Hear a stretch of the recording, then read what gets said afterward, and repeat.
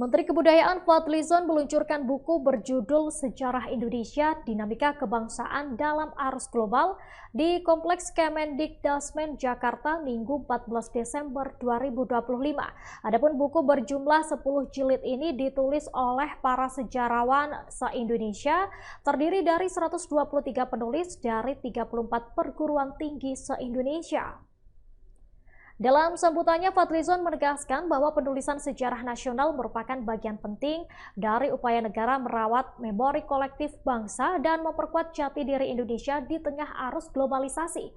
Buku berjumlah 10 jilid ini ditulis oleh para sejarawan se-Indonesia, terdiri dari 123 penulis dari 34 perguruan tinggi se-Indonesia. Fadli mengungkapkan bahwa pemerintah memfasilitasi para sejarawan untuk menulis buku sejarah. Menurut Fadli, hadirnya buku ini tidak lepas dari dihidupkannya kembali Direktorat Sejarah di bawah Kementerian Kebudayaan yang sebelumnya sempat tidak ada.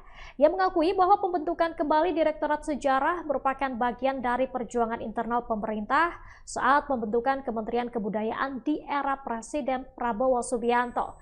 10 jilid buku sejarah tersebut mencakup perjalanan panjang Indonesia, mulai dari akar peradaban Nusantara, interaksi global, masa kolonial, pergerakan kebangsaan hingga era reformasi dan konsolidasi demokrasi sampai 2024. Fadli menegaskan bahwa buku sejarah ini bukan karya yang sempurna dan juga terbuka terhadap masukan serta kritik publik.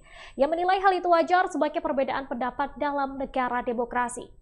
Diberitakan sebelumnya, Fadlizon menyebut penulisan ulang sejarah dibutuhkan karena yang sudah ada belum memuat tentang perjalanan bangsa termasuk buku-buku sejarah nasional Indonesia.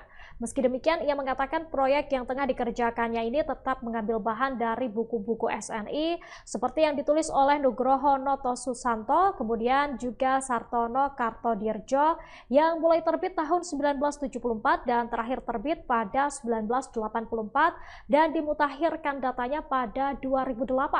Proyek penulisan sejarah 10 jilid ini dimulai dari prasejarah hingga awal pelantikan Presiden Prabowo Subianto. Bersamaan dengan ini, koalisi masyarakat sipil yang tergabung dalam Aliansi Keterbukaan Sejarah Indonesia atau AKSI menolak penulisan ulang sejarah yang digagas pemerintah.